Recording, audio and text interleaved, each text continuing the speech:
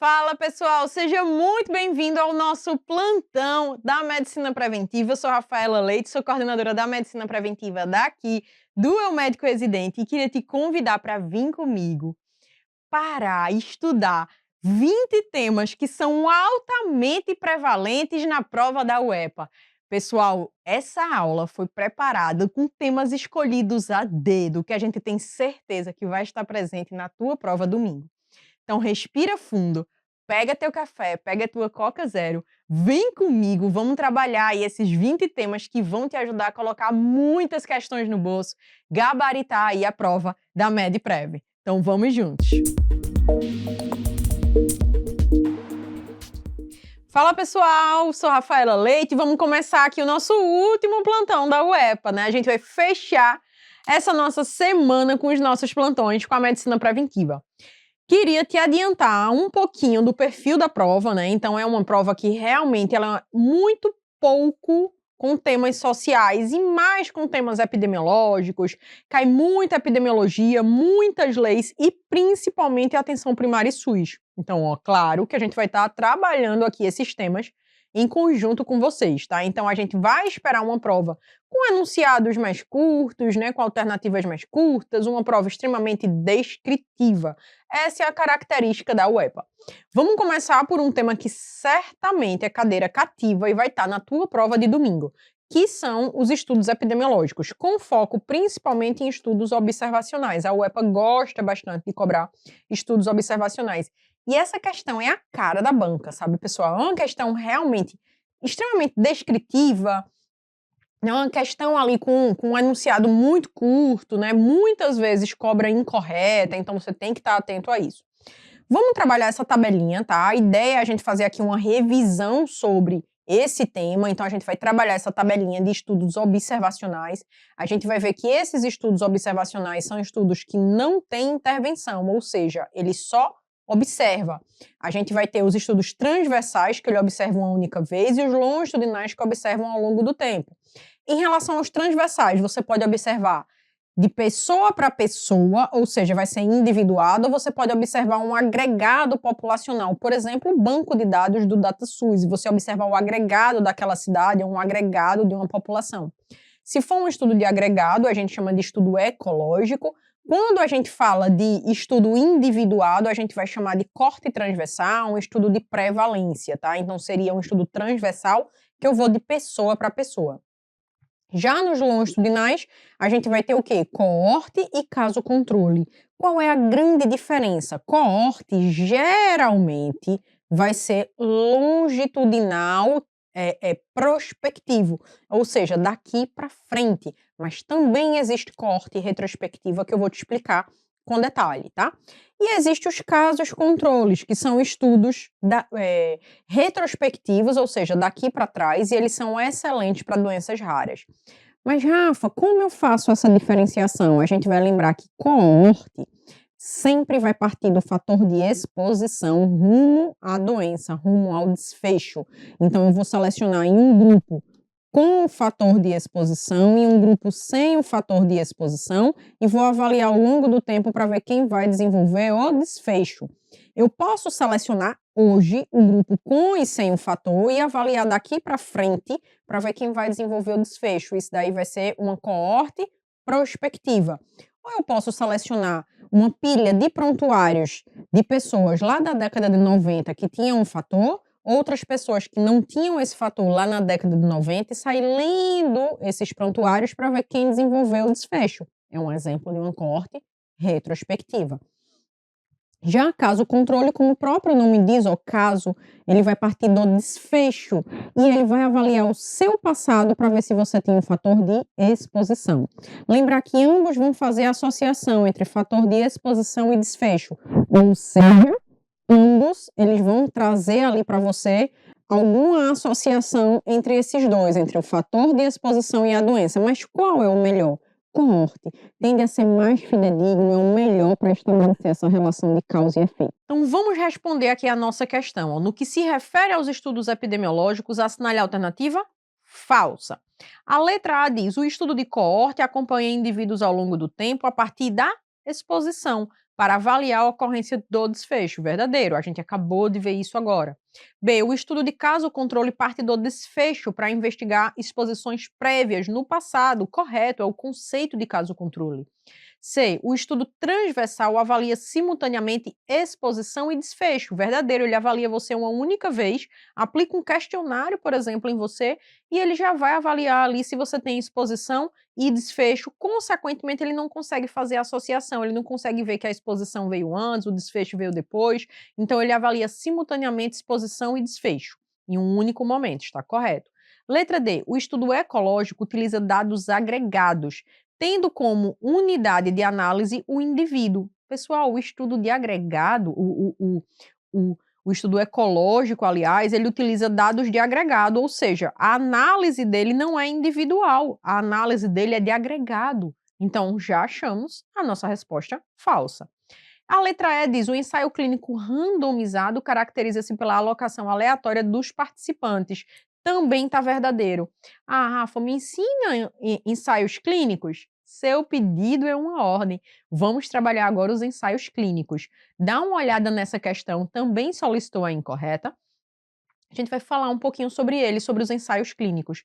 Ensaios clínicos são sempre estudos analíticos, eles sempre vão analisar uma situação, consequentemente, eles vão avaliar mais de uma vez. Ou seja, pessoal, a gente vai ter sempre o ensaio clínico como um estudo longitudinal. Vai ser sempre prospectivo e o grande objetivo de um ensaio clínico é ser intervencionista, ou seja, ele vai fazer uma intervenção em um grupo e no outro faz placebo.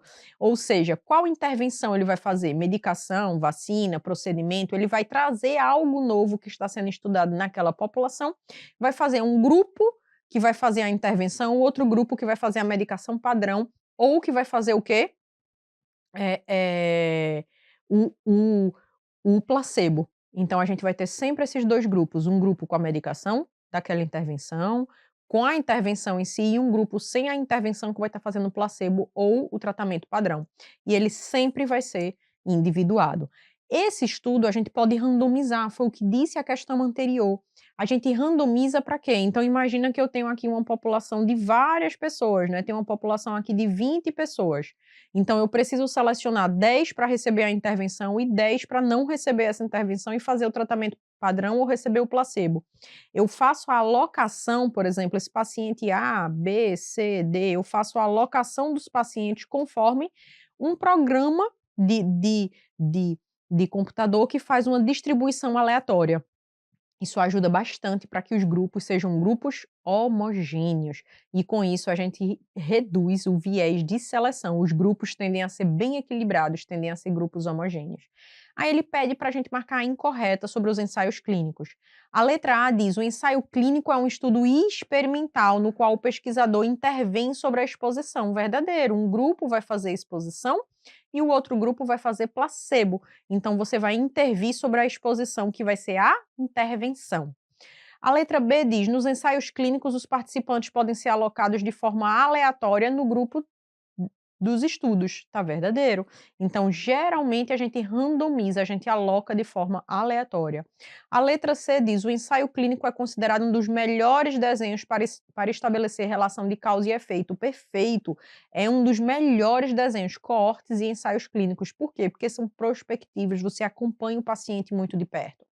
A letra D diz: o ensaio clínico caracteriza-se por observar a exposição, tal como ocorre naturalmente, sem intervenção? Não. Os ensaios clínicos, eles são intervencionistas. Tá falsa a letra D. A letra E diz: os ensaios clínicos diferenciam-se dos estudos observacionais pela presença da intervenção planejada. Verdadeiro, são estudos de intervenção. Vamos dar uma olhada agora nos marcos legais do SUS. Por que eu trouxe essa questão para vocês aqui? Porque caiu uma questão muito semelhante a essa nas últimas provas da UEPA, cobrando uma NOB específica, tá? Então, eu achei importante só fazer um apanhado geral, uma revisão geral sobre os marcos de lei do SUS. Então, a gente vai lembrar que existe a Lei 8080, que é a grande lei orgânica do SUS, que é de 1990. Tem a Lei 8142, que vai ser uma lei que vai trazer para a gente, principalmente, processos relacionados à participação social e à transferência de recurso regular e automática. A gente vai ter as NOBs de uma forma geral, onde a gente vai ter a NOB 91 e a NOB 92, que versaram sobre um processo vinculado à centralização da gestão do SUS, então vai contra o que a gente chama de descentralização, mas já a NOB 93 instituiu o processo de descentralização da gestão. Então, enquanto a 91 e a 92 queriam centralizar o poder a nível federal, a 93 começou a descentralizar o poder, iniciou o processo de dar mais poder aos municípios, iniciou o processo de municipalização. Já a NOB 96, ela vem consolidar mais esses processos relacionados à municipalização também. A gente vai ter a NOAS 2001, a NOAS 2002, que vieram ajudar dentro desse processo, né, principalmente relacionada a plano diretor de regionalização, que a gente vai dar uma olhada agora. E, por fim, a gente finaliza ali esses marcos legais com o Pacto pela Saúde em 2006. Vamos adentrar um pouquinho nessas NOBs, nessas NOAs, tá? E vamos entender um pouquinho esses marcos legais. Lembrar que a NOB 91 e a NOB 92, a 92 basicamente reafirmou os preceitos da 91. A NOB 91, ela centralizou a gestão, mas ela não foi de tudo ruim, porque ela cobrou a criação de conselhos e conferências de saúde do Fundo Municipal de Saúde e do Plano Municipal de Saúde, ou seja, ela cobrou ali a criação de conselho de saúde e de instrumentos importantes para a gente poder fazer a gestão do SUS, tá? Mas as duas foram extremamente centralizadoras, queriam centralizar a gestão a nível federal. Já a NOB 93, ela regulamentou o processo de descentralização, então veja que ela já veio com a cabeça importante de descentralizar, instituiu a transferência regular e automática fundo a fundo e instituiu as comissões intergestores bipartite e tripartite. A NOB 96, ela vai criar o PAB, ou seja, ela vai criar aqui o piso da atenção básica, e a atenção básica vai começar a ganhar força. Ela também instituiu modelos de gestão municipal e estadual, então o município podia escolher o modelo de gestão plena da atenção básica ou plena do sistema municipal, e o Estado poderia escolher o modelo de gestão avançada ou plena. Perceba que ambas são bem descentralizadoras, elas queriam descentralizar o poder. Quando a gente fala das NOAs, a NOAS 2001 instituiu o Plano Diretor de Regionalização e o PAB ampliado. Já a NOAS 2002 instituiu a gestão plena da atenção básica ampliada, estabeleceu o processo de regionalização como estratégia de hierarquização dos serviços e da busca de maior equidade. Essa questão daqui, ela diz o seguinte, no âmbito do SUS, a NOB que trouxe à tona o processo de descentralização e municipalização da gestão foi, veja, a NOB que iniciou o processo de descentralização foi a NOB 93.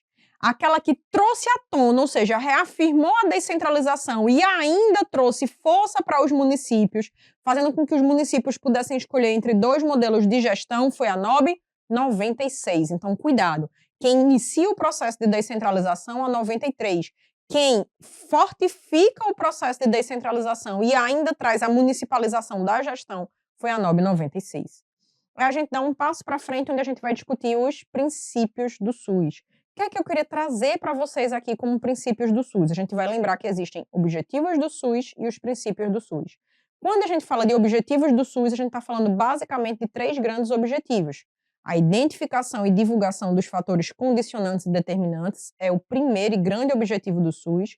A formulação de políticas de saúde destinadas a promover nos campos econômicos e sociais o disposto no artigo 1º, no parágrafo 1º do artigo 2º, que é esse daqui, ó, o dever do Estado de garantir a saúde, consiste na formulação e execução de políticas econômicas e sociais que visem a redução de risco de doenças e de outros agravos, e no estabelecimento de condições que assegurem acesso universal e igualitário às ações e aos serviços de saúde, para sua promoção, proteção e recuperação. Ou seja, o objetivo 2 diz para a gente o seguinte, que o SUS deve formular políticas públicas de saúde. O objetivo 1, identificar e divulgar fatores condicionantes e determinantes. O objetivo 2, formular políticas públicas de saúde.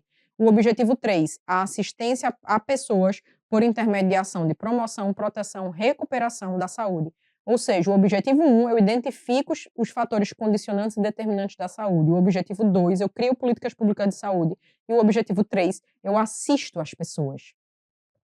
Vamos agora para os princípios do SUS. A gente tem um princípio da universalidade, onde todo mundo vai ter acesso à saúde, o princípio da integralidade, que eu olho o paciente como um ser integral, fazendo medidas de prevenção, cura, reabilitação. E esse princípio da integralidade, ele está descrito na Constituição, no artigo 198, que a Constituição diz, ó, as ações e serviços públicos de saúde constituem um sistema único organizado de acordo com as seguintes diretrizes: atendimento integral com prioridade para as atividades preventivas, sem prejuízo dos serviços assistenciais. Ou seja, trazer aqui uma ênfase na prevenção está na Constituição também, não só na Lei 8080. E para fechar os princípios ético-doutrinários, a equidade, que é tratar diferente os desiguais. A gente sempre bota um asterisco aqui, por quê? Porque tende a ser o princípio que mais cai em prova. Então, a gente vai lembrar que os princípios ético-doutrinários são os princípios com vogal, universalidade, integralidade e equidade, e eles designam a essência do SUS, ou seja, como eu trato o meu paciente, como eu olho para o meu paciente, como eu lido com o meu paciente. Já os princípios organizacionais operativos, também chamado de diretrizes, a gente vai ter a descentralização, onde a gente vai dividir o poder ali em três esferas específicas, onde a gente vai ter o poder municipal, o poder estadual e o poder federal, tá? A gente vai ter a regionalização, onde a gente vai fazer recortes espaciais para planejar, organizar melhor a gestão da rede. A gente vai ter a hierarquização, onde a gente vai dividir os serviços de saúde em níveis de complexidade bem organizados. A gente vai ter a participação social por meio de conselhos e conferências de saúde, a complementariedade do setor privado, ou seja, caso eu precise, eu compro o serviço ao setor privado, e a resolubilidade, que seria o quê? O SUS tem que resolver os problemas de saúde da nossa população. Perceba que esses princípios, eles são relacionados à gestão do serviço. Os organizacionais são os princípios com consoante e são os princípios que olham como eu faço a gestão do SUS. Veja essa questão. Um estudante questiona qual princípio do SUS orienta o cuidado considerando o indivíduo em todas as suas necessidades, não apenas na doença apresentada. Esse princípio é, ou seja, qual é o princípio onde eu olho o meu paciente como um todo? Quando eu paro, observo o paciente em todas as suas necessidades. É o princípio da integralidade, da avaliação ali do paciente como um todo, tá? De fazer medidas de prevenção, cura, reabilitação, que não olho só apenas a doença, eu olho o paciente como um todo. Dando um passinho para frente, vamos entender um pouquinho algo que cai muito, muito, muito, as atribuições da União dos Estados e dos municípios, tá? Então, eu trouxe aqui as principais atribuições aqui de ambas as direções para você simplesmente memorizar isso daí e gabaritar a tua questão. A direção nacional, pessoal, o grande objetivo da direção nacional, ela é a cabeça pensante do SUS, então vai ser de formular. Então, a direção nacional, ela formula, ela avalia, ela apoia políticas de saúde de uma forma geral, políticas com foco em alimentação e nutrição, ela vai participar da formulação e da implementação das políticas de controle das agressões do meio ambiente, de saneamento básico, relativo às condições e ao ambiente de trabalho. Ela vai definir e coordenar sistemas de rede integrada de assistência de alta complexidade, de rede de saúde pública, de vigilância epidemiológica, de vigilância sanitária. Também vai participar da definição de normas e mecanismos de controle com órgãos afins de agravo sobre o meio ambiente. Ou seja, se você parar para ver, ela define muita coisa, ela formula muita coisa. Então, é como se ela parasse, pensasse, formulasse, ela definisse. Aqui tem outras atribuições dela: formular, avaliar, elaborar normas de, de, de, de participação na execução de política nacional, de insumos, equipamentos, elaborar normas para as relações entre o Sistema Único de Saúde. Percebe que é muito voltado para a elaboração, para a formulação, para a definição, definir as diretrizes e normas de estruturação física e organizacional dos serviços de saúde bucal. Então, o verbo que eu queria que vocês memorizassem aqui é formular, elaborar, cabeça pensante, definir as normas. Já a direção estadual, ela tem uma função muito voltada para a coordenação dos seus municípios. Então, a direção federal formula, elabora, passa para a estadual, que vai coordenar a aplicação disso nos municípios. Então, ela acompanha, ó, ela controla, ela avalia as redes hierarquizadas do seu estado, ela presta apoio técnico e financeiro para os municípios, ela coordena em caráter complementar execução de ações e serviços, ela coordena a rede estadual de saúde. Então, a direção estadual tem um foco, um olhar muito voltado para a coordenação. Já a direção municipal é aquela que arregaça a manga e bota a mão na massa. Então, a direção municipal, ela executa aquilo que a direção federal pensou e a direção estadual coordenou. Então, ela participa da execução e controle das atividades de uma forma geral, referente às condições e ao meio, e aos meios relacionados a ambiente e trabalho. Ela executa serviços de vigilância epidemiológica, sanitária, de alimento e nutrição, saneamento básico, de uma forma geral, saúde bucal. Ela dá execução no âmbito municipal a política de insumos e equipamentos para a saúde, forma consórcios administrativos. Então, se a gente parar para perceber, essa pirâmidezinha, onde a gente tem aqui a União pensando, definindo, planejando, os estados coordenando e os municípios executando. Então, o que eu quero que você memorize para acertar a questão é essa pirâmide. E lembre que a União, ela executa uma função, que é a vigilância sanitária em portos, aeroportos e fronteiras. O resto, quem vai estar executando aqui principalmente vão ser os municípios. Aí a gente vem para a questão que diz: compete prioritariamente à direção estadual. A direção estadual é o quê? O que está no meio dessa pirâmide de coordenação. Executar ações de vigilância sanitária? Não, quem vai executar são os municípios. E se for vigilância sanitária de portos, aeroportos e fronteiras, vai ser o governo federal. Formular políticas nacionais de saúde é mais governo federal. Coordenar redes hierarquizadas. Opa, coordenação são mais os estados, é a nossa resposta. Executar ações de saneamento básico, na verdade é mais município.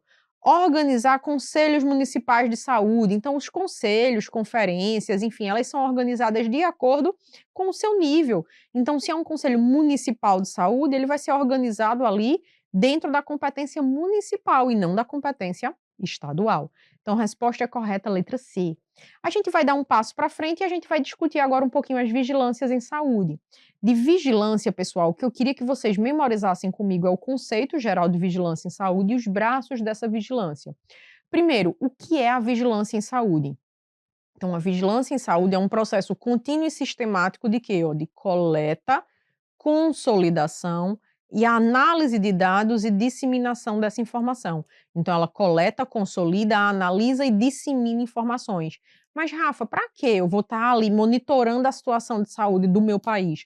Porque a partir dessas informações eu faço um planejamento de saúde realmente certeiro. Então, a vigilância epidemiológica, por exemplo, ela fica sempre de olho nas epidemias. Por quê? Porque se surge uma epidemia, ela faz um planejamento certeiro para abafar aquela epidemia ali. Então, a gente precisa estar coletando e consolidando esses dados constantemente. Por isso que a gente diz aqui, que a vigilância é tipo um BBB, né? Um Big Brother, que fica ali de olho em tudo que está acontecendo no território nacional para planejar a saúde de forma bastante certeira. Essa vigilância em saúde, ela tem 4 braços: a vigilância epidemiológica, a sanitária, a ambiental e a vigilância em saúde do trabalhador. Vamos conhecê-las mais a fundo, tá? A vigilância epidemiológica vai ser o conjunto de ações que proporcionam conhecimento, detecção ou prevenção de qualquer mudança nos fatores determinantes e condicionantes da saúde individual ou coletiva, com a finalidade de recomendar e adotar medidas de prevenção e controle das doenças ou agravos. Então, a vigilância epidemiológica vigia o quê? Doença. Planeja ações de saúde para controle de doenças. Já a vigilância sanitária vai ser o conjunto de ações capazes de eliminar, diminuir ou prevenir riscos à saúde e de intervir nos problemas sanitários decorrentes do meio ambiente, da produção e circulação de bens e da prestação de serviços de interesse da saúde. Então, ela avalia principalmente o quê? Bens de consumo que tenham a ver com saúde e prestação de serviços que tenham a ver com a saúde. Já a vigilância ambiental, ela vai avaliar o quê? O meio ambiente, ela tem a finalidade de avaliar fatores e riscos ambientais.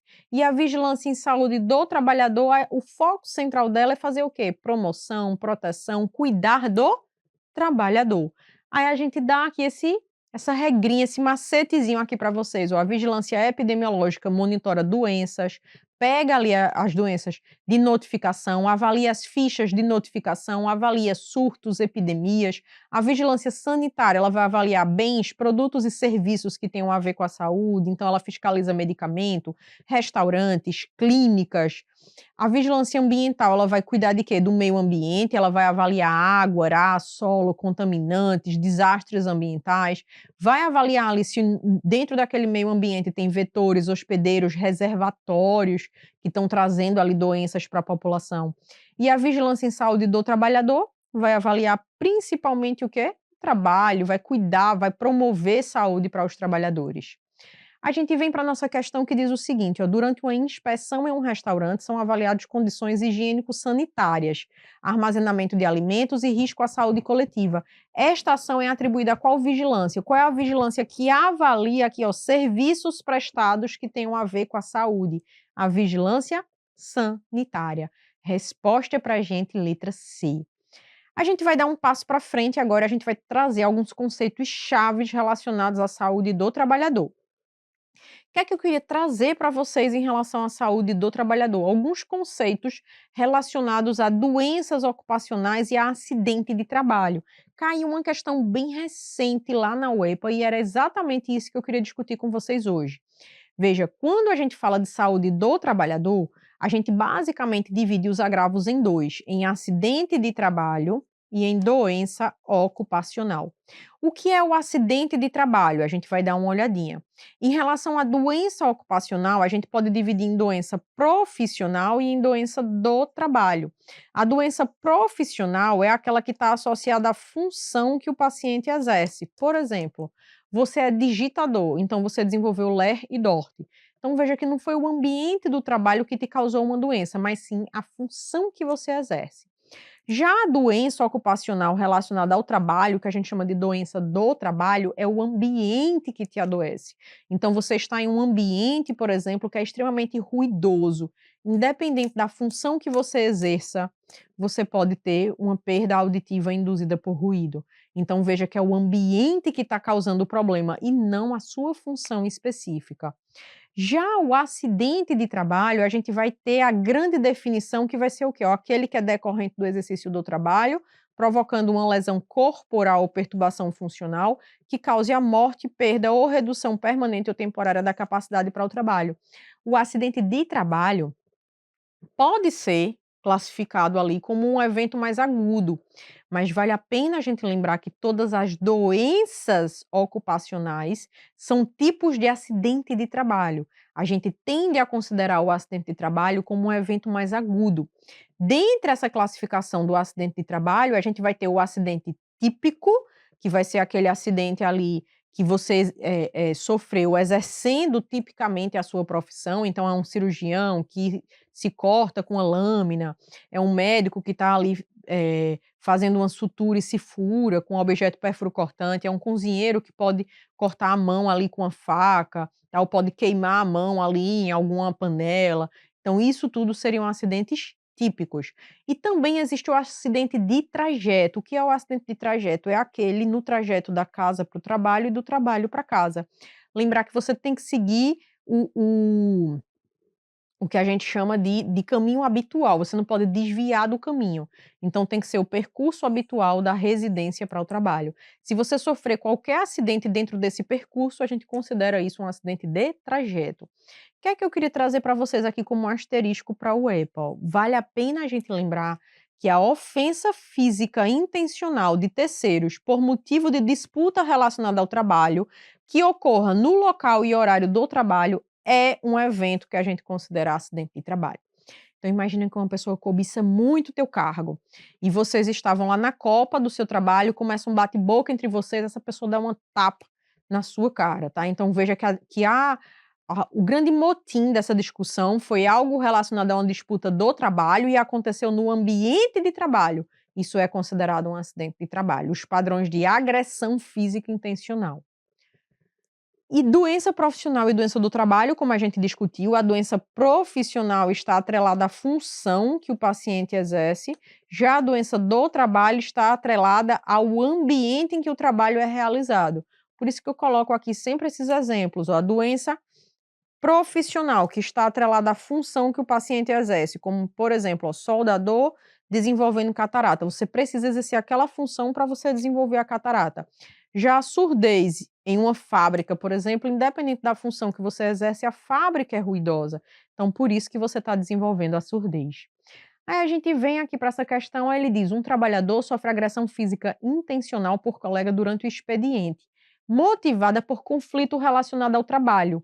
Este evento é classificado como um acidente de trabalho. Lembrar que agressões motivadas por disputa profissional dentro do ambiente de trabalho é considerado um acidente de trabalho. A gente vai dar um passo para frente agora e a gente vai discutir um pouquinho sobre a participação social por meio de conselhos e conferências de saúde. Essa participação social, ou seja, a participação do povo dentro da gestão do SUS, é regulamentada por uma lei, que é a Lei 8142, onde determina a criação de conselhos e conferências de saúde. É algo extremamente importante porque as pessoas aqui, os usuários, eles podem participar da gestão do SUS. E o que seria um conselho de saúde? Então, um conselho de saúde é um órgão que vai existir nas 3 esferas. Como é um órgão de gestão, ele vai existir na esfera municipal, estadual e federal, já que a gestão ela é descentralizada. A gente vai ter conselho municipal, conselho estadual e conselho federal de saúde. A grande função de um conselho é acompanhar e fiscalizar as ações e utilização dos recursos, tanto recursos financeiros como recursos humanos, com foco ali no SUS. Preste atenção agora no que eu vou falar com você.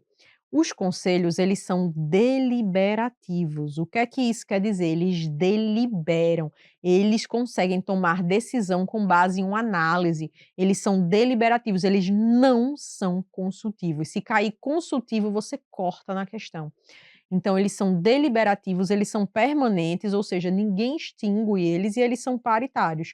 Ou seja, 50% dos conselheiros vão ser representantes de usuários, os outros 50% vão ser 25% trabalhador de saúde e 25% representante do governo e prestador de serviço.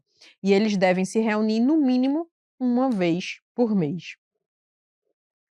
Já as conferências de saúde também existem nas 3 instâncias, tem conferência municipal, conferência estadual e a Conferência Nacional de Saúde.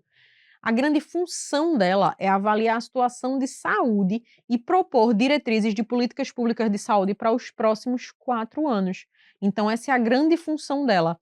E elas, obviamente, vão acontecer a cada 4 anos. Elas são convocadas pelos conselhos de saúde, por elas mesmas ou pelo Poder Executivo a cada 4 anos. Avalia a função de avalia a situação de saúde daquele local e propõe políticas públicas de saúde para os próximos anos. Ela tem uma composição paritária, ou seja, 50% sempre vão ser representantes de usuários. Dando um passo para frente, agora vamos responder a nossa questão, que diz, ó, a Lei 8142 de 1990 dispõe sobre a participação da comunidade na gestão do Sistema Único de Saúde e sobre a transferência intergovernamental de recursos financeiros na área da saúde. Com relação a essa lei, assinale a alternativa correta. A letra A. As conferências de saúde devem ocorrer no mínimo a cada 4 anos, com participação dos representantes do governo, dos prestadores de serviço, dos profissionais de saúde e dos usuários. Correto. Conferência vai acontecer a cada 4 anos e lembrar que vão ter todos esses segmentos e os usuários vão representar 50%. Os conselhos de saúde possuem caráter exclusivamente consultivo. Se tiver consultivo, tu risca. Os conselhos, eles são o quê? Deliberativos. Letra C. A representação dos usuários nos conselhos de saúde deve ser inferior aos demais segmentos? Não, deve ser o quê? Paritário. Letra D. As conferências de saúde são compostas apenas por gestores? Não, as conferências também têm composição paritária. Tem usuário, tem profissional de saúde. E a letra E. Os conselhos de saúde reúnem-se ordinariamente a cada 4 anos? Não, o conselho é mensal. Quem se reúne a cada 4 anos são as conferências de saúde. Já que a gente está discutindo SUS, participação social, a gente vai começar agora a discutir a atenção primária. Quando a gente fala da atenção primária à saúde, a gente está discutindo o quê? O papel essencial do nível primário, que seria a APS, que é, na verdade, a grande porta de entrada do SUS. Então, quando a gente fala de APS, a gente vai discutir o quê? A grande estratégia para a universalização da atenção à saúde. Ela está muito perto da casa das pessoas, então ela universaliza o acesso à saúde. É uma atenção ambulatorial de primeiro nível daquela atenção, ou seja, ela vai resolver 85% dos problemas de saúde da população. Ela está direcionada para cobrir as principais afecções, as afecções mais comuns, resolver a maioria dos problemas de saúde de uma população. Ela é o grande centro ordenador da rede, ou seja, se o paciente precisar ser referenciado para algum lugar, é ela quem vai organizar todo o cuidado do paciente dentro da rede. E é o grande centro de comunicação com toda a rede da atenção. Então, ela vai atrás do que aconteceu com aquele paciente naquele hospital, para ela poder dar continuidade ao cuidado desse paciente. Então, aqui é só um memezinho, ó, quando a pessoa fala que no postinho não resolve nada, só faz encaminhamento, né? Resolve simplesmente 85% dos problemas de saúde de uma população. Aí a gente vem para a questão e diz o seguinte: a atenção primária ocupa papel central na organização do SUS. Considerando suas características e funções, assinale a alternativa correta. Letra A APS é voltada prioritariamente ao atendimento especializado? Não, é o atendimento ambulatorial de primeiro nível. Ou seja, tem um especialista que é o médico especialista em saúde da família, mas não é um atendimento especializado focal, como um endocrinologista, um oftalmo, um neuro. A letra B diz: a APS atua como centro de comunicação e ordenadora do cuidado na rede da atenção à saúde. Verdadeira, é o grande centro de comunicação e ordenadora do cuidado. Letra C: a APS tem como principal objetivo o atendimento hospitalar? Não, é um atendimento ambulatorial. Letra D: a APS é destinada exclusivamente aos atendimentos de condições raras? Não, são as condições mais comuns da população. E a letra E: a APS funciona de forma isolada, sem articulação com os demais pontos da rede? Não, ela é completamente articulada, né? O grande centro ordenador e articulador da rede. Quais seriam os grandes princípios da atenção primária? Então, a gente vai ter diversos princípios aqui, onde a gente vai dividir em princípios essenciais e em princípios derivados. Os princípios essenciais, a gente diz aqui que é um assunto fácil, que seria acesso, coordenação, integralidade e longitudinalidade. Acesso é o quê? Eu vou facilitar o acesso, é a grande porta de entrada do SUS, tá? Então, eu facilito o acesso das pessoas, é a grande porta de entrada para que os pacientes entrem na rede. Longitudinalidade, eu vou fazer um cuidado continuado, eu vou formar vínculo com a minha população. Integralidade, eu vou olhar o paciente como um todo, fazendo medidas de promoção, prevenção, cura, reabilitação. E a coordenação do cuidado, que ela é o grande centro ordenador, é aquele que coordena o fluxo dos pacientes dentro da rede. Então, resolve 85% dos problemas de saúde. Caso não consiga resolver aqueles outros 15%, eu sei exatamente para onde eu vou encaminhar. Então, eu, como atenção primária, coordeno ali o paciente dentro da rede do SUS. Em relação aos princípios derivados, a gente vai ter a abordagem familiar, então ela olha muito o plano de fundo da família desse paciente, ela organiza, né, ela para e organiza o seu racional, o seu raciocínio com base em toda uma abordagem familiar. Ela tem um enfoque comunitário, ela conhece a comunidade que ela está atuando, ela faz medidas de planejamento de saúde com foco nessa comunidade, e ela ainda tem a competência cultural, ou seja, ela respeita as crenças do seu paciente, ela adequa a fala para o paciente entender. Aí a gente vem para a nossa questão, aí diz: um paciente refere que sempre procura a mesma equipe de saúde ao longo dos anos, criando vínculo e continuidade do cuidado. Qual é o nome desse atributo onde tem vínculo e o cuidado é continuado? É a longitudinalidade. Resposta letra C. Agora a gente vai entrar em outro patamar da aula, que é o nosso bola de cristal, onde o foco geral da gente aqui é trazer para vocês temas que são, assim, temas extremamente importantes, né? Aliás, todos os temas da aula são muito importantes, mas esses temas daqui são algumas apostas que a gente acha que vai estar lá na tua prova, tá? Começando aqui o nosso bola de cristal com a estratégia de saúde da família. Galera, o que é que eu queria trazer para vocês em relação à estratégia de saúde da família, tá? Primeiro, que a estratégia de saúde da família, ela veio consolidar e ela veio como um grande instrumento para fortalecer a atenção primária. A gente já falou muito sobre a atenção primária. A estratégia de saúde da família, ela vem fortalecer a atenção primária. Então, ela vem trazer alguns conceitos chaves, como o conceito de territorialização, ou seja, eu vou conhecer bem o meu território, eu vou fazer todo o levantamento da população daquele território, eu vou fazer o diagnóstico da minha comunidade, eu vou formar vínculo com a minha população, vou cadastrar a minha população. Outro detalhe importante é que ela trabalha com alta complexidade. Mas, Rafaela, a atenção primária não é uma complexidade menor? Aqui, pessoal, uma alta complexidade em relação a diversos problemas de saúde. Então, por exemplo, ela trabalha com paciente em cuidados paliativos, com criança, com idoso, com mulher, pré-natal, puericultura. Então, é um nível alto em relação à complexidade cognitiva, ao conhecimento que os profissionais têm que ter em relação a diversas doenças. E ela tem baixa densidade tecnológica, ou seja, ela não tem um aparelho de ressonância, um tomógrafo. Então, em relação à densidade tecnológica é baixa, mas a complexidade técnica que os profissionais têm que ter para lidar com diversas situações e diversas doenças é alta. Aí a gente vem para a nossa questão que diz: a estratégia de saúde da família foi implementada com o objetivo principal de, letra A, ampliar o atendimento hospitalar? Não, pessoal, foi implementada principalmente para ampliar o atendimento ambulatorial de primeiro nível. Letra B, substituir a atenção especializada? Jamais. A atenção primária, ela vai cuidar de 85% dos problemas de saúde. Caso ela não consiga, ela vai referenciar para a atenção especializada, para a atenção hospitalar. C, reorganizar o modelo assistencial? Aí sim, ela veio reorganizar o modelo assistencial. Mas como assim, Rafaela? O modelo assistencial era extremamente o quê? Hospitalocêntrico, focado em grandes hospitais. Você tem que enfrentar enormes filas para poder estar junto desses hospitais. Aqui não. Aqui a gente tem um modelo de saúde com foco realmente na estratégia de saúde da família, mais próximo da população, um modelo de saúde mais integral, que olha você como um todo. Então ela veio reorganizar o modelo de assistência à saúde.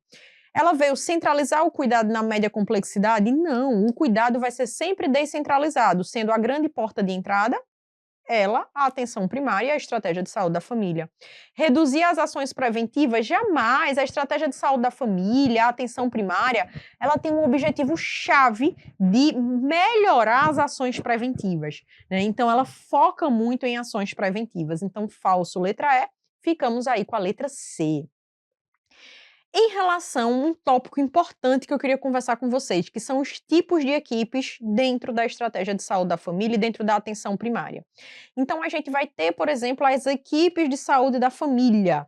Essas equipes, elas vão ser formadas por 4 categorias de profissionais, que vão ser o quê? Médicos e enfermeiros, auxiliares ou técnicos de enfermagem e agentes comunitários de saúde.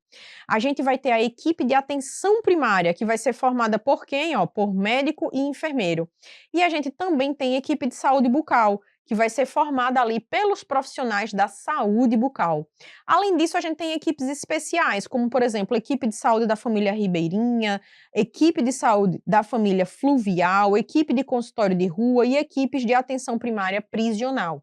Além disso, existem equipes que fornecem, pessoal, apoio matricial. O que é o apoio matricial? É aquele apoio que dá suporte a essas outras equipes daqui. Então, imagina que tem uma criança obesa dentro do meu território, eu como médica de família não estou conseguindo conduzir ali aquela criança. Então, eu posso solicitar ajuda ao nutricionista do NASF, eu posso solicitar ajuda, por exemplo, ao endocrinologista lá da EMULT e ao nutricionista da EMULT. Então, são equipes formadas por profissionais que têm algumas especializações mais focais e outros profissionais como fisioterapeuta, nutricionista, assistente social que vão ajudar, que vão fazer o apoio matricial. O que é que vale a pena a gente discutir? Já caiu muito NASF na prova da UEPA. A gente sabe que com o final do programa Previne Brasil, vários NASFs foram descadastrados. E hoje o que a gente tem são EMUTs, que é o mesmo racional, pessoal. São equipes ali que vão prestar o apoio matricial. A única coisa que vai mudar é que as EMUTs vão ter alguns médicos que são especialistas mais focais, como cardiologista, como endocrinologista, que a gente não tinha no NASF. Aí a gente vem para essa questão que diz, no que se refere à composição das equipes da atenção primária à saúde no âmbito da estratégia de saúde da família, marque a correta. Letra A, a equipe de saúde da família é composta exclusivamente por médico e enfermeiro? Não, a equipe de saúde da família são aqueles 4 profissionais, médico, enfermeiros, técnicos e os agentes comunitários de saúde. Esse que, por sua vez, tem só médico e enfermeiro, ó, é a equipe de atenção primária.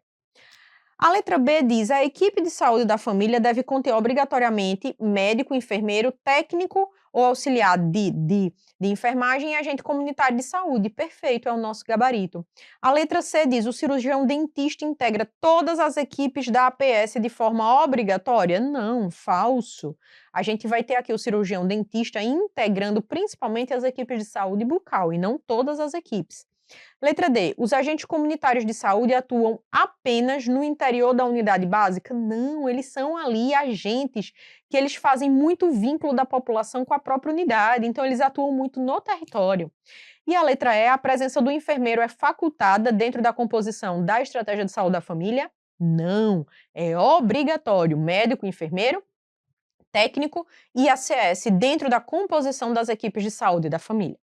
Vamos dar um passo para frente agora e vamos entender o funcionamento-chave dessas equipes, tá? Então, dá uma pausa, lê a tua questão e vamos entender aqui o funcionamento dessas equipes. A gente vai lembrar que dentro da estratégia de saúde da família, a gente vai ter ali uma população adscrita por equipe. Então, eu não posso simplesmente colocar uma população ali de 10 mil pessoas para uma equipe cuidar. Aquela equipe ali não vai conseguir cuidar daquela quantidade de pessoas.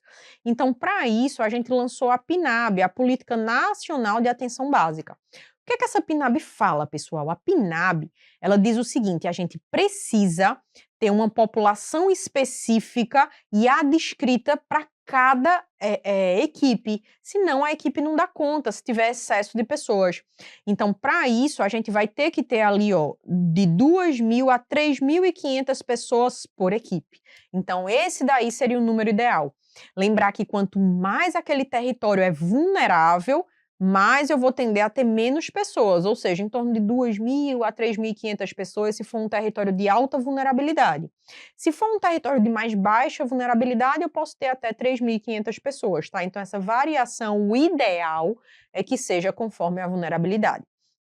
Lembrar que cada ACS vai ser responsável por, no máximo, 750 pessoas. E a estratégia de saúde da família, a atenção primária, vai ter que cobrir 100% da população. Então, não pode ter nenhuma área que não tenha cobertura da atenção primária.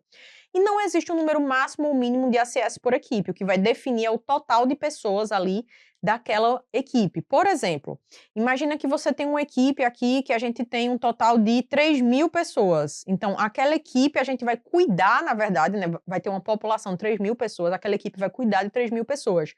Quantos ACS eu vou ter? Eu preciso dividir 3.000 aqui por 750, que é o máximo de ACS, que seria o máximo, aliás, de pessoas por ACS. Aí eu vou ter o número total aqui de ACS por equipe. Não tem um número máximo ou mínimo de ACS por equipe. Outro detalhe importante é que o ideal é que funcione ali em torno de 40 horas semanais no mínimo, tá? E 5 dias por semana no mínimo. O ideal é que funcione no mínimo ali aquela unidade 5 dias por semana, os 12 meses do ano, tá? Lembrar que nas equipes de saúde da família, todos os profissionais têm que ter 40 horas por semana, tá? E cada profissional tem que estar em uma única equipe. Então, o ideal é que tenha um médico ali de 40 horas por semana, que ele fique ali vinculado àquela equipe, tá? E não ele seja volante de várias equipes. Aí a gente para responder essa questão que diz o seguinte: ó, no que se refere ao funcionamento das equipes da estratégia de saúde da família, assinale a alternativa correta.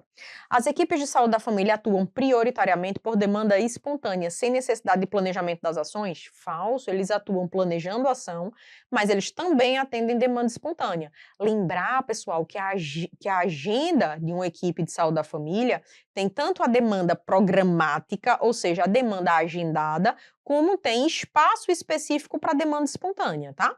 A letra B diz: o funcionamento da equipe independe da adscrição de território e população sobre sua responsabilidade. Falso, o funcionamento da equipe depende completamente da adscrição de território. A letra C, as ações das equipes devem ser organizadas a partir do território. Exato, o funcionamento da equipe vai depender do território. Então, as ações dessa equipe também vão ser organizadas a partir do território, com planejamento, acompanhamento e avaliação contínua. O atendimento realizado pela equipe restringe-se ao espaço físico da unidade. Não, tem atendimento domiciliar, tem todo o monitoramento que a gente faz dentro de um território, toda a vigilância que os profissionais fazem ali pelo território.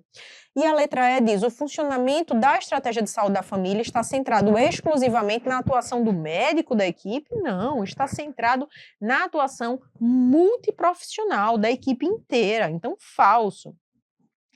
Ainda conversando sobre esse tema, que é um tema bastante recorrente, a gente vai falar sobre as funções específicas de cada profissional. Vamos parar um pouquinho para a gente poder discutir essas funções. Vamos começar com a função específica do médico. Então, o médico, a PNAB, a Política Nacional, descreve várias funções do médico. Quais são as principais funções? Que aí só o médico faz: realizar pequenas cirurgias, indicar internação hospitalar ou domiciliar, encaminhar os serviços de média e alta complexidade, preencher declaração de óbito. Isso daqui, ó, só o médico faz, são funções específicas do médico. Quais são as grandes funções do enfermeiro? Lembrar que existem N outras funções, tá? Eu trouxe as que mais caem em prova, tá? E as que são grandes apostas para o EPA. As funções do enfermeiro: ele vai planejar, gerenciar, coordenar e avaliar as ações desenvolvidas pelos ACS, e é ele quem supervisiona e coordena a equipe de técnico e a equipe dos ACS. O ACS, por sua vez, ele vai trabalhar muito perto da população. Então, é ele quem faz, ó, o cadastro das famílias, principalmente, ele faz a descrição das famílias, ele vai cadastrar essas pessoas da sua microárea, manter os cadastros atualizados, vai orientar as famílias quanto à utilização dos serviços de saúde disponíveis, vai acompanhar, por meio de visitas domiciliares, todas as famílias e indivíduos sob sua responsabilidade, de acordo com as necessidades definidas pela equipe. Já os auxiliares ou técnicos de enfermagem, eles vão realizar procedimentos regulamentados. Então, eles vão muitas vezes ali fazer vacinas, né? Eles podem estar ali ajudando em uma troca de um curativo. Então, eles vão estar ali fazendo os procedimentos regulamentados pela sua profissão. E o gerente da atenção primária, galera? A gente não tinha esse componente nessa pessoa nas outras PNABs. Foi na PNAB mais recente que foi colocado o gerente da atenção básica. O gerente da atenção básica, ele não é um profissional de saúde, ele é um gestor da atenção básica. Então, ele vai ter aqui funções que são funções relacionadas à gestão daquela unidade.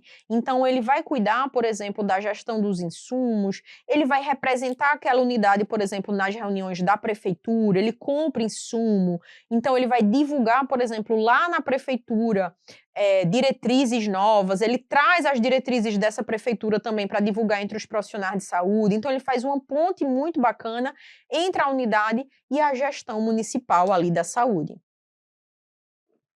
Aí a gente vem aqui para a nossa questão, que diz o seguinte, ó: no que se refere às atribuições dos profissionais da atenção primária, no âmbito da estratégia de saúde da família, assinale a correta. Letra A é a atribuição exclusiva do médico da estratégia de saúde da família realizar ações de educação em saúde. Pessoal, as ações de educação em saúde são atribuições de todos os profissionais da saúde, tá? Então, todos os profissionais vão fazer ações de educação à saúde junto à comunidade.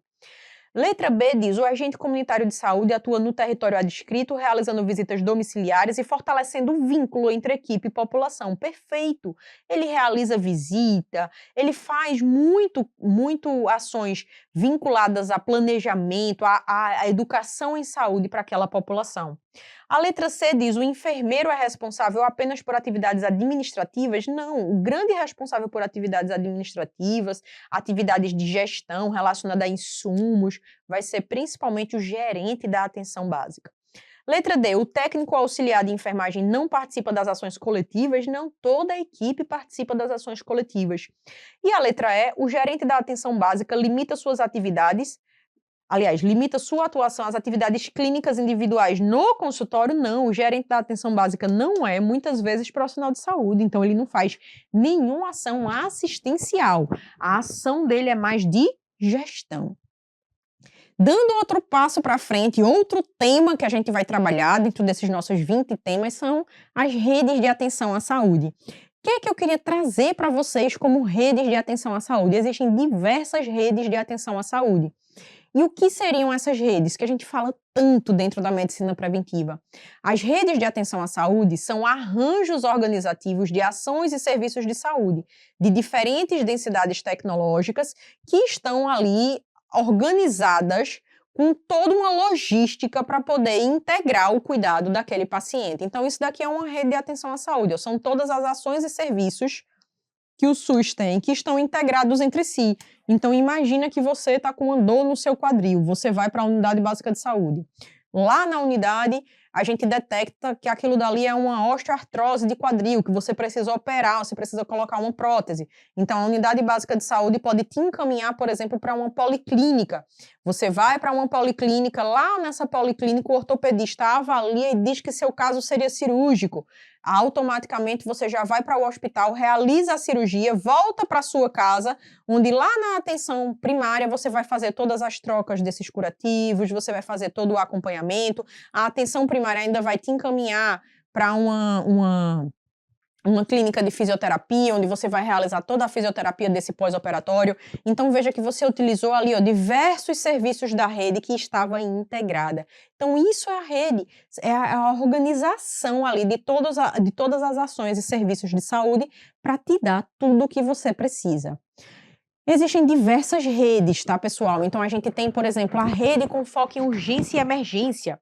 Então, são todos os serviços com foco em prestar apoio às urgências e emergências. A gente tem a rede de atenção psicossocial, que o foco dela são os serviços que vão prestar ali apoio ao paciente em sofrimento mental. A gente tem a rede voltada para os pacientes com doenças crônicas, tem a rede voltada para os pacientes com deficiência. Então, é a integração dos serviços que vão estar ali prestando apoio àquele determinado tipo de paciente ou de agravo. Aí ele diz, considerando a rede de atenção à saúde conforme a organização do Sistema Único de Saúde, associe a coluna abaixo. Primeiro, ele diz o seguinte aqui, ó, número 1. Seria arranjos organizativos de ações e serviços de saúde de diferentes densidades tecnológicas integrados por sistemas de apoio técnico, logístico e de gestão. Isso daqui é o conceito de rede de atenção à saúde. Então, qual seria desses daqui?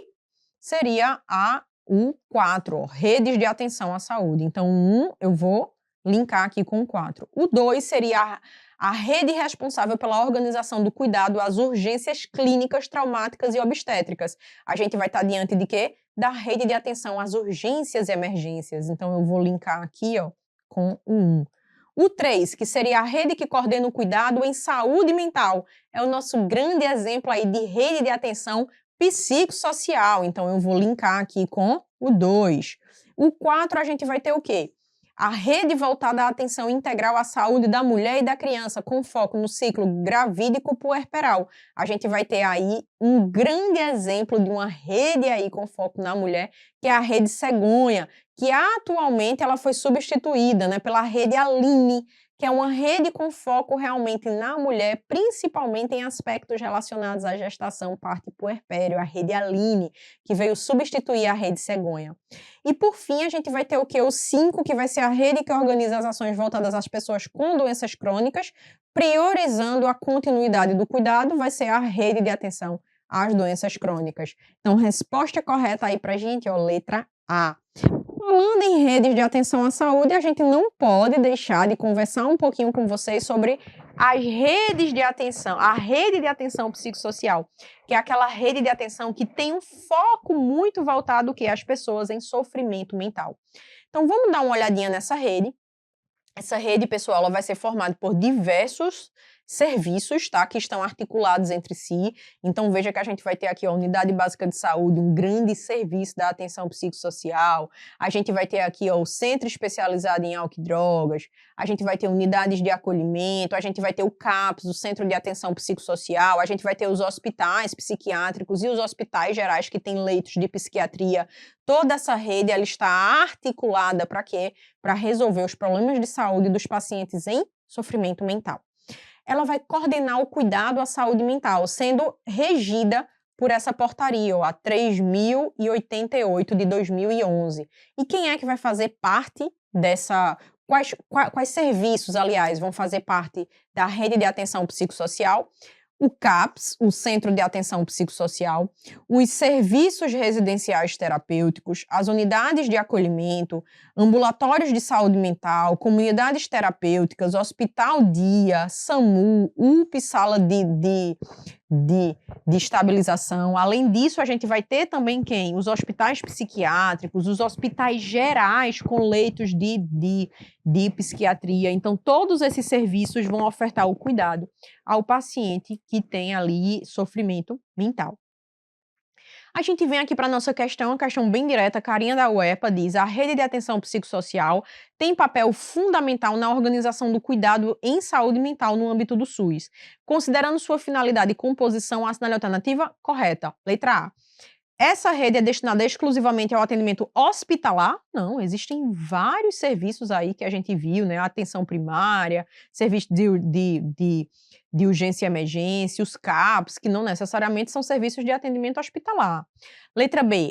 Essa rede coordena o cuidado à saúde mental e é regida pela portaria 3.088 de 2011. Perfeito aqui. Resposta é a letra B. A letra C diz: essa rede é composta apenas por serviços ambulatoriais? Não, a gente tem os hospitais psiquiátricos, os hospitais gerais com leitos de psiquiatria, a gente tem a atenção primária, que é um serviço ambulatorial não especializado em saúde mental, tá? Mas que é uma porta de entrada importante para a rede psicossocial. A letra D diz: essa rede exclui os serviços de urgência e emergência? Não, a gente viu que tem os serviços de urgência e emergência para os agravos relacionados à saúde mental que exigem atendimento de urgência e emergência. Por exemplo, uma tentativa de suicídio. A letra E: essa rede restringe-se à atuação dos CAPs? Não, existem diversos serviços, como a gente viu. Dando um passo para frente, trouxe para vocês aqui os principais macetes dos rastreios, tá? O que é que eu quero que vocês saibam em relação a rastreio? Então, existem, na verdade, diversas referências que recomendam rastreios diversos de neoplasias. A gente vai trabalhar aqui Ministério da Saúde e a Força Tarefa de Serviços Preventiva Americana. Quando a gente fala de câncer de cólon, ou seja, câncer de intestino, a gente vai ter duas grandes referências. A Força Tarefa de Serviços Preventiva Americana, que vai recomendar que esse rastreio comece aos 45 e vá até os 75, e o Ministério da Saúde, que recomenda que comece aos 50 e também vá até os 75 anos. Lembrar que esse rastreio ele é feito por base em 3 exames, que aí seria o sangue oculto anual, uma retsigmoidoscopia a cada 5 anos ou uma colonoscopia a cada 10. Você pode escolher qualquer um desses 3 exames, mas o SUS ele tem uma predileção, uma recomendação por sangue oculto nas fezes, tá? Mas se a questão colocar qualquer um dos 3 exames, estaria correto. Câncer de próstata, o Ministério da Saúde não recomenda rastreio, mas a Sociedade Brasileira de Urologia recomenda. E diz que tem que ser a partir dos 50 anos para os homens de risco habitual e a partir dos 45 se forem negros ou se tiverem história familiar de câncer de próstata. Câncer de pulmão, o Ministério da Saúde não recomenda rastreio, mas a Força Tarefa de Serviços Preventiva Americana sim recomenda. E o paciente tem que preencher 2 critérios, um de idade, ou seja, ele precisa ter entre 50 e 80 anos, mais o outro critério, que é a carga tabágica, de 20 maços anos ou mais. Lembrar que ele precisa preencher esses 2 critérios e aí sim você iria solicitar para ele o quê? Uma tomografia com baixa emissão de radiação, não é raio-x.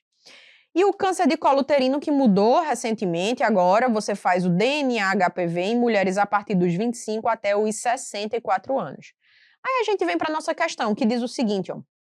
Homem procurou a unidade básica de saúde para consulta de rotina e questiona sobre rastreamento de câncer coloretal, após ter visto reportagem na televisão. Encontra-se assintomático e tem 52 anos. E não possui histórico familiar da doença. A orientação mais adequada quanto ao rastreamento é o quê? Veja. Existe rastreamento de câncer coloretal pelo Ministério da Saúde? Sim, existe. E é a partir dos 50. Então, se for a orientação pelo Ministério da Saúde, a gente está discutindo o quê? Que esse homem sim tem indicação de fazer. A letra A diz: iniciar rastreamento com colono e repetir a cada 5 anos. Eu posso iniciar o rastreio com colono? Posso, mas eu vou repetir a cada 5? Não, vou repetir a cada 10. Letra B, orientar que o rastreamento só deve ser iniciado aos 60? Não, pelo Ministério da Saúde deve ser iniciado aos 50.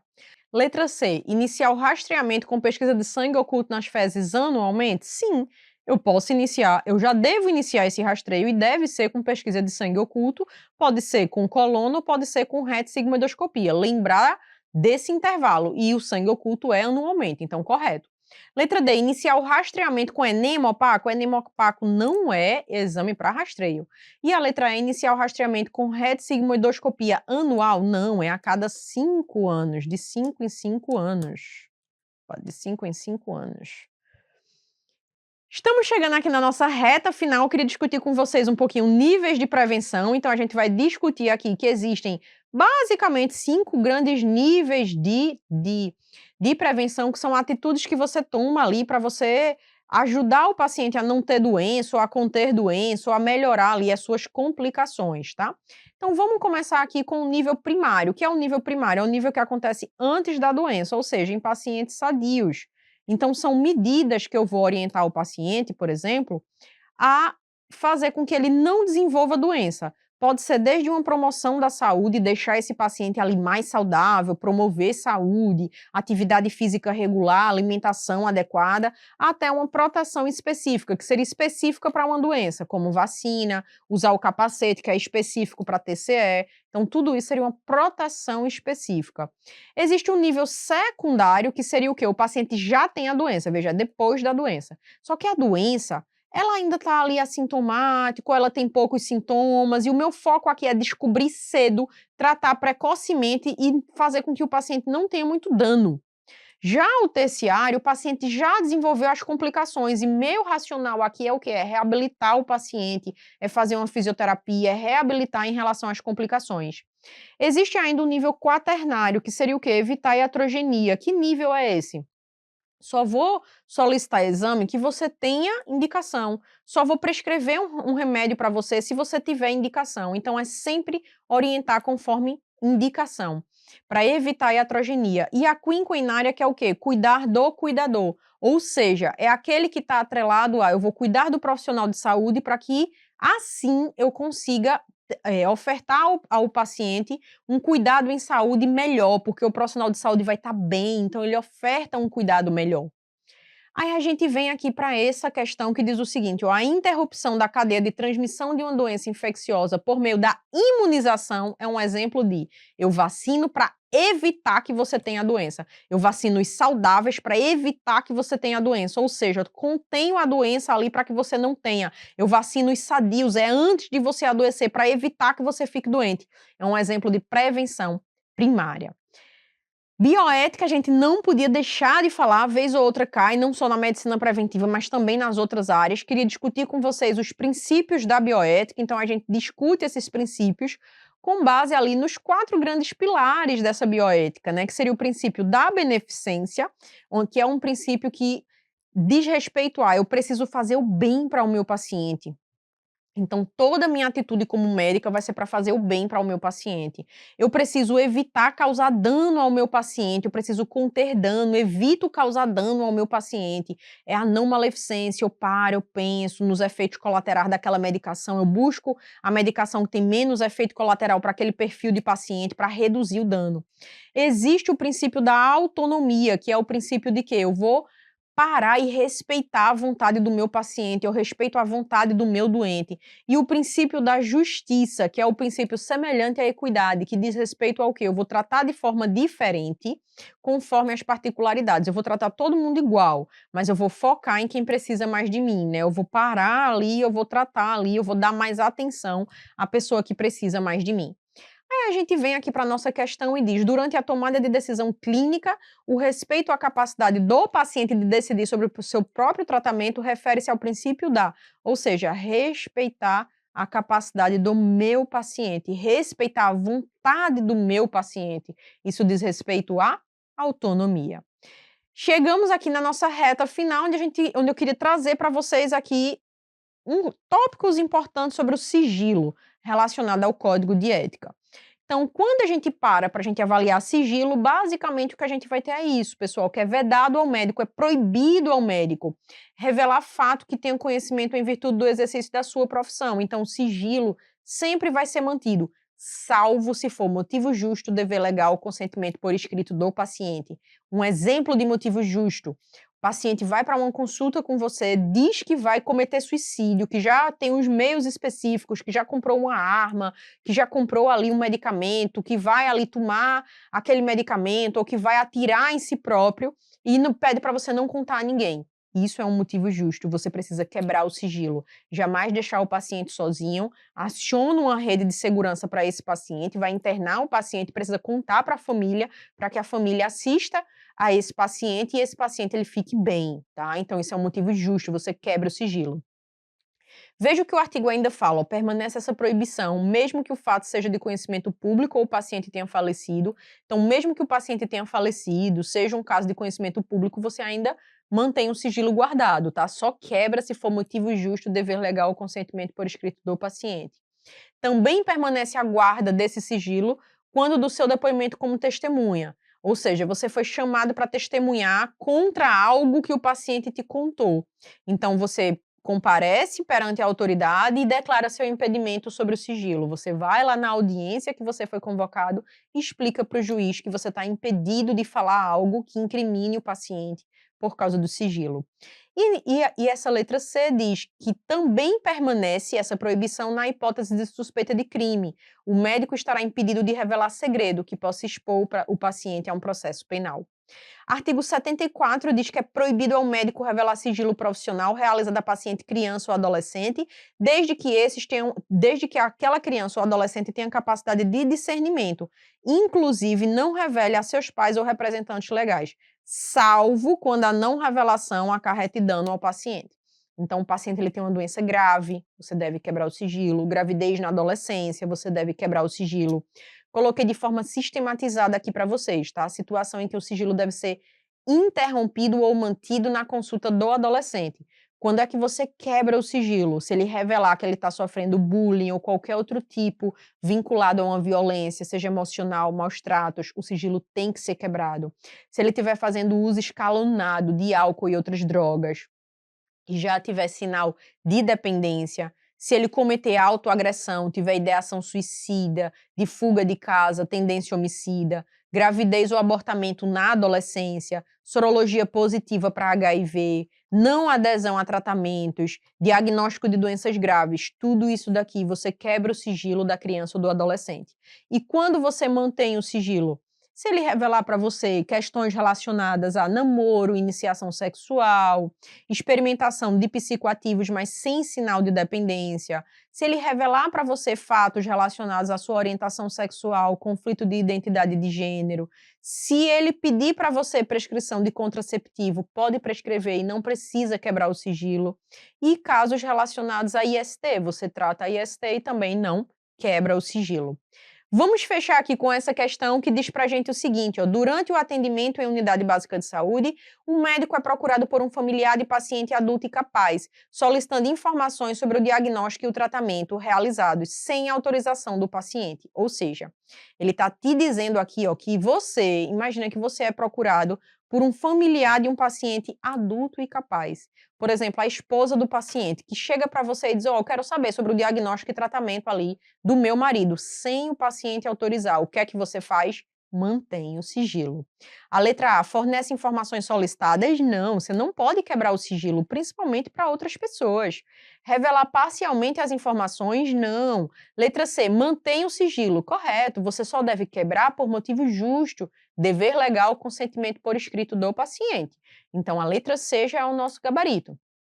A letra D, revelar as informações caso o familiar alegue preocupação com o tratamento? Não, você só deve revelar por motivo justo, dever legal, consentimento por escrito. E a letra E, encaminhar o prontuário completo ao familiar? Não, pessoal, o prontuário é do paciente e só deve ser encaminhado para qualquer setor com autorização expressa do paciente. Então, a resposta é correta, letra C. Queria agradecer, fechamos aqui o nosso plantão da UEPA da Medicina Preventiva, os nossos 20 temas. Queria agradecer muito você ter ficado comigo até aqui. Estou aqui torcendo para uma prova excelente e tenho certeza que esse plantão vai te ajudar a gabaritar várias questões da medicina preventiva e eu te espero no nosso plantão de correção.